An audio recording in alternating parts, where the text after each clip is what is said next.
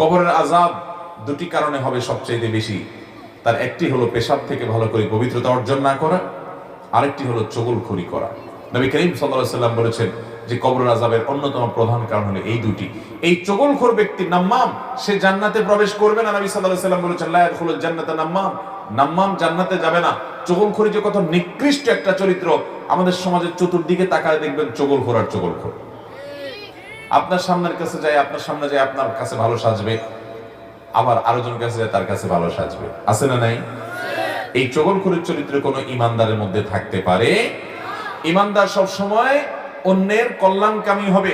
কারোর মধ্যে, দুজনের মধ্যে ভুল বুঝাবুঝি হয়েছে, সে ভুল বুঝাবুঝি দূর করার জন্য সে প্রাচীরের ভূমিকা রাখবে, যে প্রাচীর দুজনকে এক করবে।